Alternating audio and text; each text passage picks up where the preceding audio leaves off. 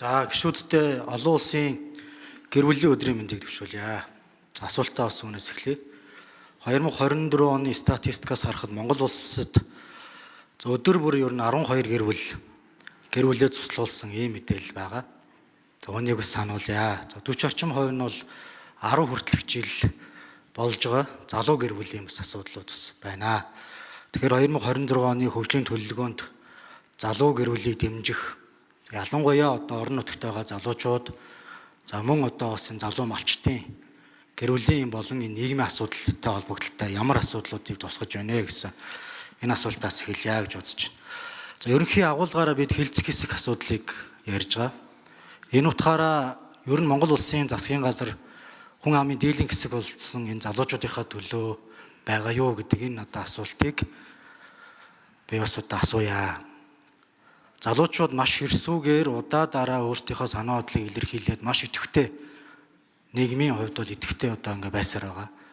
Гэсэн хэдий боловч энэ одоо 2026 оны хөгжлийн төлөвлөгөөнд залуучуудтай холбогдлолтой яг энэ асуудлаа гэд хэлэх хэмжээний юм тодорхой заалт агуулгууд бол одоо алга байна. Тэгэхээр ер нь одоо агуулгынхаа хүрээнд бас тусгасан болов уу гэж бодож байна. Засгийн газар залуучууд руу чиглэсэн ямар үр дүнг бид 2026 онд гаргаж чадах вэ? За ер нь ирээдүйдээ итгэлгүй залуучуудаа сонсдгоо төрийн энэ одоо байдал нийгмийн хуваагдлыг одоо бий болох хэмжээ рүү очиж байна. Тэгэхээр энэ одоо байгаа асуудлуудыг бид бүхэн мэдсэн ч мэдээгүй юм шиг явуулгүйгээр тодорхой яг энэ ярьж байгаа асуудлууд дээрээ заалтууд олгож тусгах энэ асуудлыг бид нэр зайлшгүй анхаарах хэрэгтэй байна. 2026 оныг бид залуусын хөгжлийн дэмжих жил болгон зарлах тухай ярьж ирсэн. Гэтэл өнөөдөр нэг бүлэгч алга. Тийм байгаа учраас бид одоо энэ залуучуудынхаа хүлээлтэд нийцсэн ийм одоо байдлыг бий болгож чадахгүй байна. Энэ дээр би бас ерөнхий байдлаар би бас асуулт асууя. За гурав дахь нь бас орхигдсон нэг зүйл байна. 2024-өөс 2028 оны хөгжлийн төлөвлөгөөнд хөдөө аж ахуй, шинэ хоршоо хөдөлгөөн, чинээлэг малчин хөтөлбөрийг хэрэгжүүлнэ гэдэг тодорхой бүлэг заалтыг бид оруулсан. 2026 онд төлөвлөгөөн дотор би буруу хараагүй бол шинэ хоршоо хөдөлгөөнтэй холбогдлолтой ямар ч заалт алга. Жилийн өмнө хамгийн их яригдчихсэн энэ хөдөлгөөн, энэ асуудал жилийн дараа бид анхаарахаа болсон уу? Шинээр байгуулагдсан 2024 онд бий болсон 7800 гаруй хоршоодууд 2026 онд бид нар яа дэмжих вэ? Яаж сургах вэ? Тэдэнд одоо тулгамдж байгаа төслөө хийх хэрэгжүүлэх гэж явж байгаа энэ асуудлуудыг бид нэр засгийн газар өөр нь анхаарахаа болчихж байгаа юм уу гэсэн ийм одоо агуулга эндээс бас харагдж байна.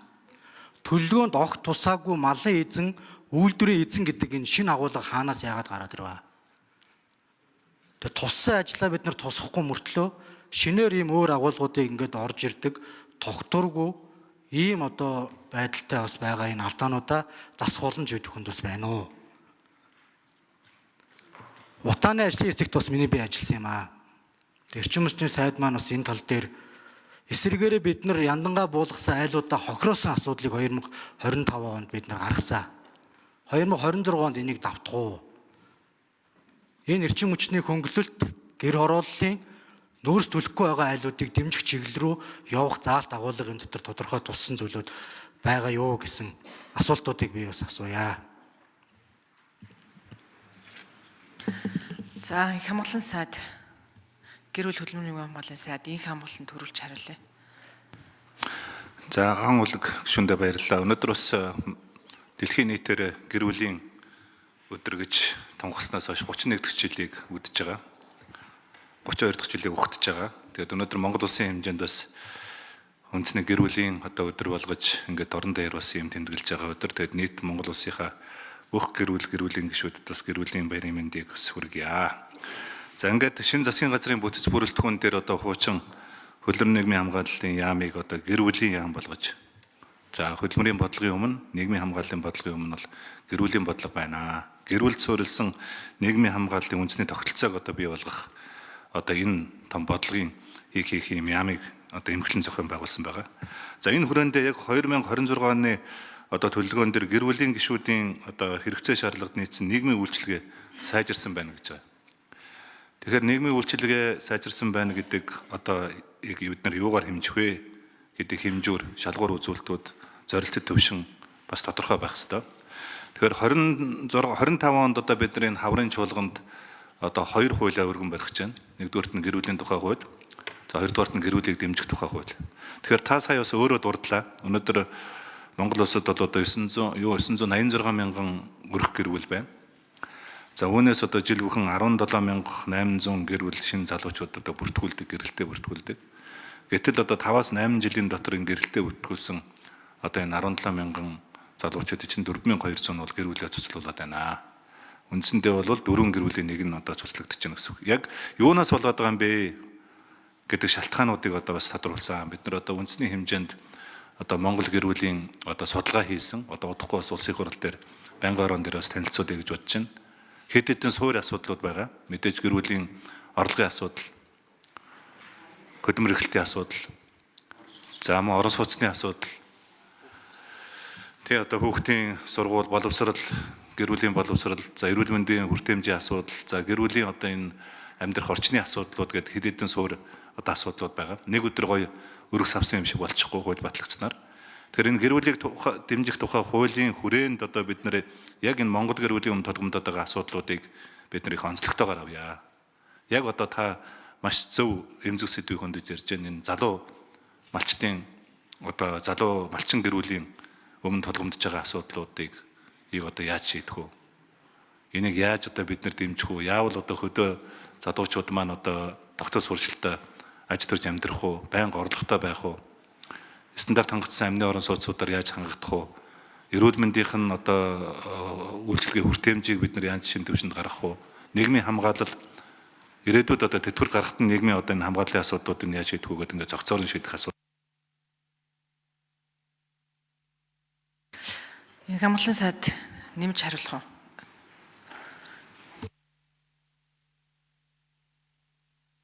За ийм хэлбэрээр одоо яг ингээд ийм цогцсон үйлчлэгийг одоо үзүүлэх ийм эрх зүйн шинжилгүүдийг хийсэн жил байх болно. За тэгээд мэдээж хөдөө орон нутгийн гэр бүлийн цогцсон үйлчлэгээний төвүүдийг одоо төрийн хувийн түншлэлээр ажилуулъя гэж байгаа юм.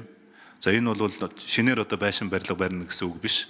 Суман дээр, аймаг дээр, за дүүргүүд дээр байгаа одоо энэ ашиглалт муутай байгаа төрийн үйлчлэгээнүүдийн одоо байгууллагуудыг бид нар салбар дундын зохицуулалтаар одоо төрийн гэр бүлийн хөгжлийн цогцсон үйлчлэгээнүүдийн одоо төвүүд болгож ингэж шинжилэн зохион байгуулахаар бас ажиллаж байгаа. Энэ хүрээнд бол одоо бид нар 26 онд бол нэлээд тийм агц гарсан жил байх болов гэж бодож байна.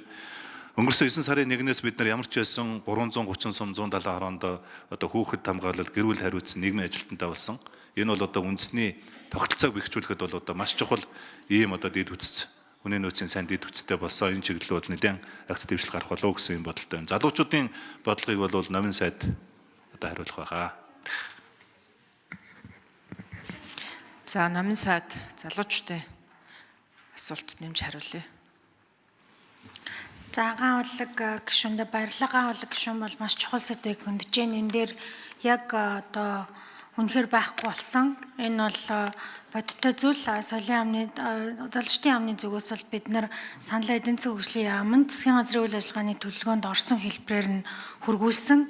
За гэхдээ одоо энэ 2026 оны хөгжлийн төлөвлөгөөнд орсонгүй гэд бид нэр үйл ажиллагаагаа хэрэгжүүлэхгүй орхихгүй. Бидний хувьд бол залуучуудын хөгжлийн оролцоог нэмэгдүүлэх, залуучуудын хөгжлийг одоо дээшлүүлэх ийм хөтөлбөр стратеги гаргаад энүүнийг хэрэгжүүлнэ гэсэн ийм төлөвлөгөөг бол засгийн газрын үйл ажиллагааны төлөвлөгөөнд оруулсан байгаа. Тэгэхээр энэ хүрээнд хэрэгжүүлээд явна. За бидний хувьд бол энийг хэрэгжүүлэхдээ хамгийн гол нь одоо та бүхэнтэй хамтарч залуучдынхаа хуулийг одоо шинжилэн батлана гэж үзэж байгаа. За манай хөтөлбөр энэ одоо стратеги маань ер нь 7 тулгууртай байгаа. За үүн дотор түрүүн одоо энэ хамгаалан сайдын хэлсэнчлэн хөдөө орон нутагт Номын сайдын микрофоныг нэмж өгье. Манай ган үлэг гишүүн залуучдын асуудалд онцгой ач холбогдолч анхаарч байгаа. Тэгэхээр бүтэн хариултыг авчмаар.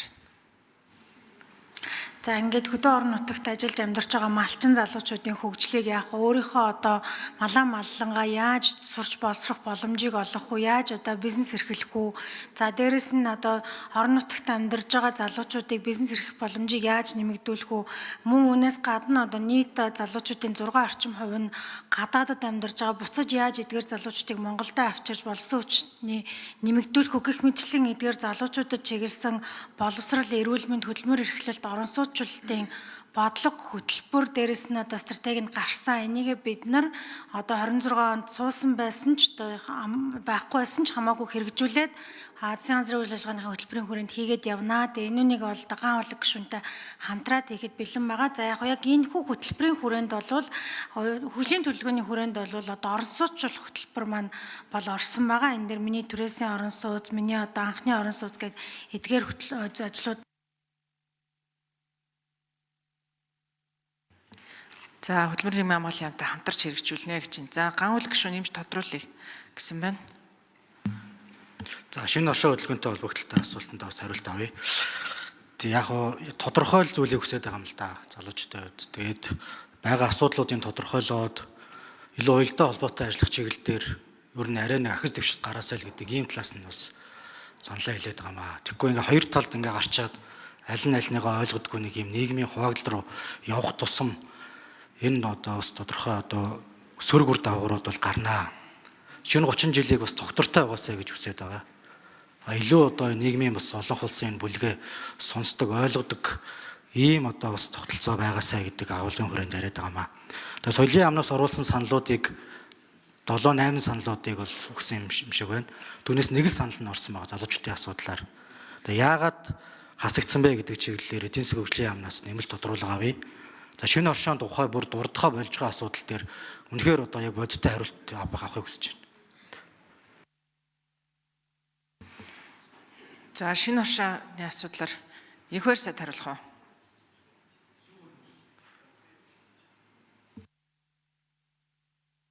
За эдийн засаг хөгжлийн яамнаас 4 номерын ажлын хэсгийн микрофон.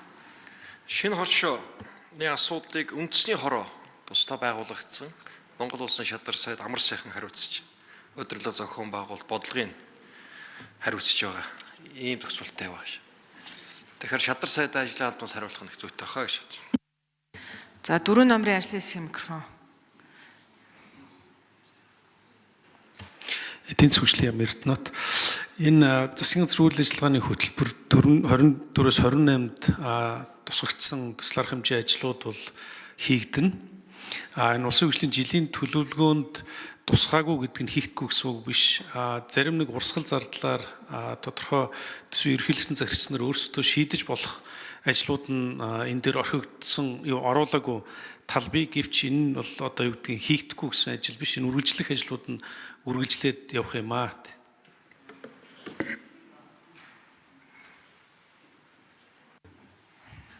За ган үйл гишүүн дахиж тодруулъя гэсэн байна. Ган үйл гишүүний микрофоныг өгье. Тэр соёлын яамны оруулж ирж байгаа саналууд дээр дахиад тайлбар нэмэлтээр бас авъя. Тий. Яагаад хэсэгдсэн? За номин сайд. Эдийн засаг хөгжлийн 4 номер.